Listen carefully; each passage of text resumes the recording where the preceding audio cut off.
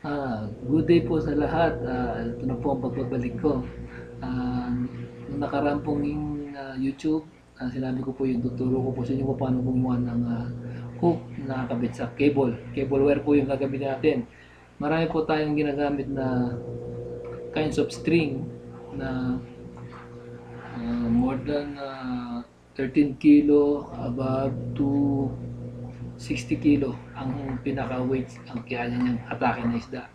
Pero ang gagamitin po natin is ito po, cable.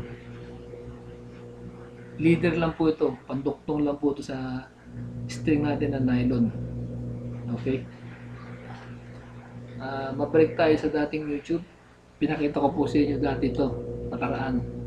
Ito po, pagkabit po nito, ginagamitan po ito ng single rod or dual rod connection.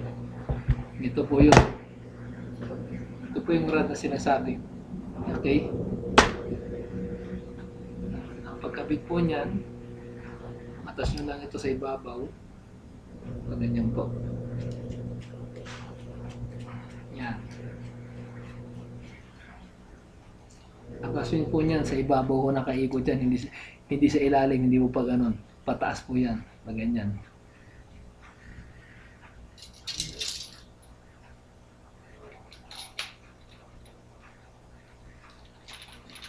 Yan. Ganyan po yan pagkabit niya. Ito po yan. Ito po actual na gamit yan. Yan. Pag ganyan po. Mahaba po yan. Yan. Even 50 kilo na isda na malalaki, kayang-kaya kung atakin yan. Depende na lang sa lakas nyo kung hanggang saan kayo tatagal. Okay. Yan. Bait casting ang tawag ko rito. Ginagamit sa yate. Okay?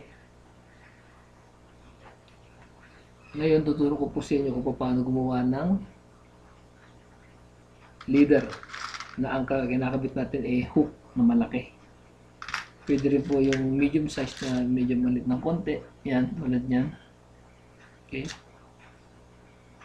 So, umpisa ganito po. Puputol tayo ng mga 1.5 foot na cable. Yan. Putulin mo natin. Okay. Ngayon, paano natin kakabit ito yung hook? Kasi iniisip natin, mahirap ibuhol ang kable. Ito po yung kable na hindi siya basta-basta napuputol, saka hindi po siya basta matigas. Malambot po siya, bendable. Ngayon, umpisa na po natin ang paggagawa.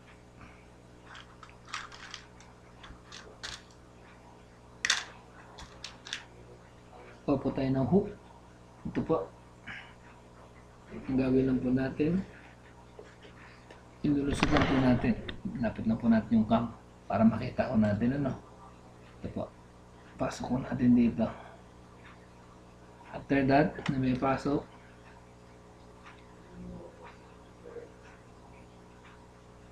iikot ho natin. I-round ho natin to. 1, 2, 3, 4, 5, 6, 7, 8. Ngayon, yung 8 na yan, na yan, babalik ko natin dito sa ibabaw.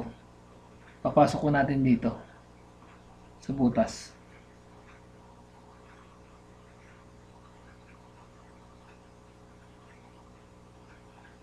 Ingat lang po sa paggamit ng paghawak ng, kasi matulis po yung hook natin. Kaya kailangan konting ingat lang po. Sa mga beginner, magpatulong kayo sa marunong. Safety first.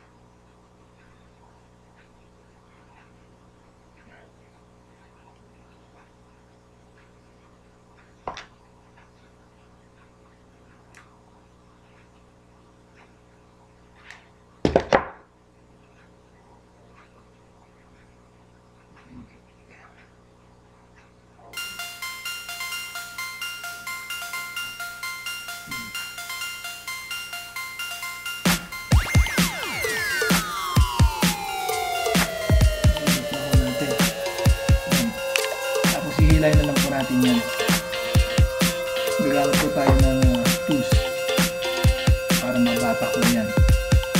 Hilayin lang po natin. Yan. Tapos para maikit. Hindi na nakakalabasan nyo. Napakaganda, napakalinis. Walang sabit. Tanggalin yun. Yung excess po, puputulin lang po natin yung excess.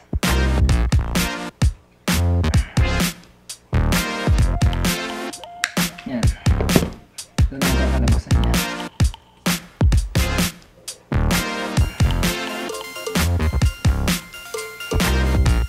Diba? Pwede nyo lagyan ng beads yan. Pang-attract. Ito ang mga beads.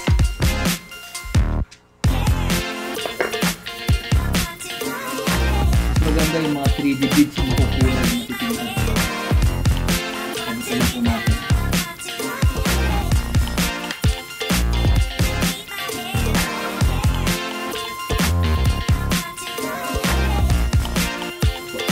Hindi na po kakalabasan niya. Yung dulo naman po gagamitan natin ng swivel. Meron po tayong swivel na ginagamit. Ito po swivel. Meron po siyang dulo. Ready to attach na lang po yan sa mga nakaready ng nylon string. Pero gagamit po tayo ng single lang. Ito na po gagamitin natin. Paano po ang pagkabit? Ito po.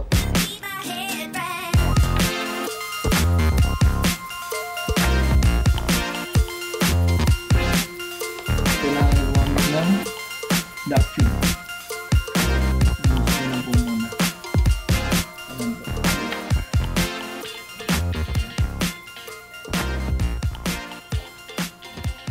Tapos, lusot na lang po ito. And then, pagkalusot, pasok na lang po dito sa butas. Ganyan. Ganyan po.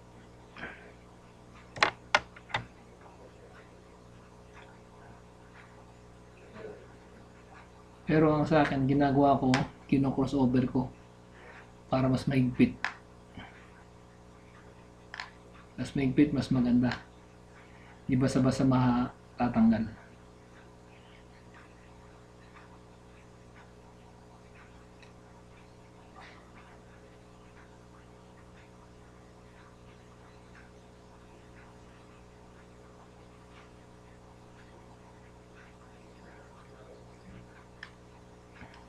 Ito po.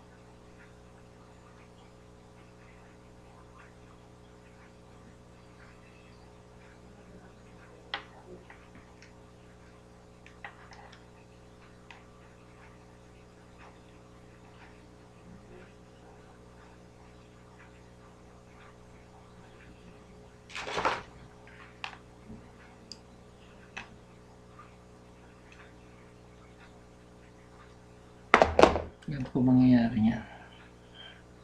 Naka-crossover po siya.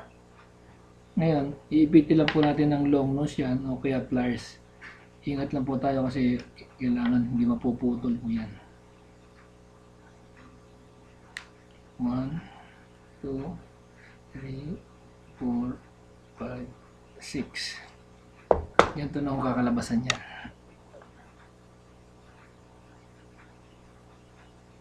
Yan.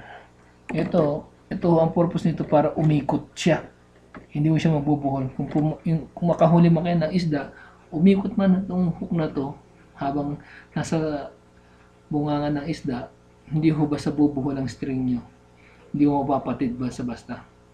Iiwasan niya yung maabot niya yung pagpatid ng string, saka hindi siya basta-basta bibigay. Ano po?